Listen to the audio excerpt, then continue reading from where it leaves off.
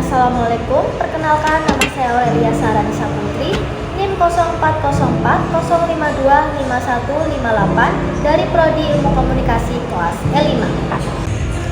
Di video kali ini saya akan membahas kasus dugaan penggelapan dana umat gereja Katolik dengan nilai sekitar 28 miliar rupiah.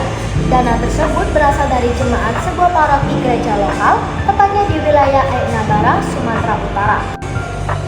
Jadi, kasus ini bermula dari dana sekitar 1.900 umat gereja yang sudah menabung sejak tahun 1980-an. Dana tersebut dipercaya untuk kebutuhan penting seperti pendidikan, biaya pengobatan, dan masa depan anak-anaknya. Tapi sekarang uang itu telah hilang. Jadi, Suster Natalia adalah seorang suster sekaligus bendahara yang mengurus koperasi simpan pinjam. Tiba-tiba, pada tahun 2018, datang seorang kepala kas dari Bank BNI yang menawarkan produk deposito dengan bunga sekitar 8% per tahun. Padahal pada saat itu bunga deposito rata-rata hanya sekitar 3-4%. Masalah mulai muncul saat Desember 2025 ketika si paroki ingin menarik dana sebesar 10 miliar untuk pembangunan sekolah. Namun, pencairan dana tersebut terus diulur dan ditunda. Akhirnya, 3 bulan kemudian tidak kunjung cair, tiba-tiba seorang pegawai BNI datang dan memberitahu bahwa kepala cabang BNI tersebut sudah bukan lagi pegawai Bank BNI. Bahkan katanya pihak BNI memberitahu bahwa produk investasinya bukan resmi milik pihak BNI. Ternyata selama ini uang itu dikorupsi dan digunakan untuk kepentingan pribadinya si kepala cabang ini.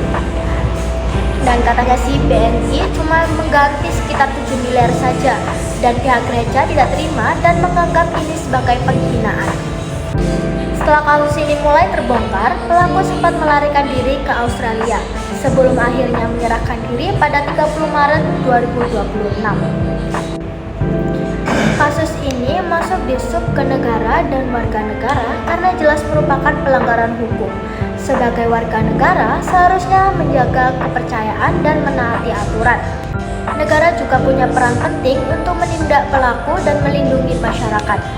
Tindakan ini justru bertentangan dengan nilai tersebut, bahkan tidak sesuai dengan prinsip dalam Pancasila, khususnya sila kedua dan kelima.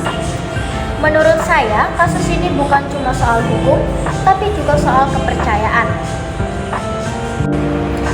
Karena uang ini adalah hasil tabungan masyarakat selama puluhan tahun, ketika kepercayaan itu disalahgunakan, dampaknya bukan cuma kerugian materi, tapi juga hilangnya rasa percaya di masyarakat.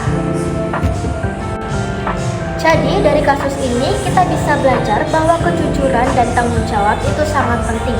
Karena kalau kepercayaan sudah hilang, dampaknya bisa besar bagi kehidupan sosial. Sekian video dari saya, selebihnya saya mohon maaf. Wassalamualaikum warahmatullahi wabarakatuh.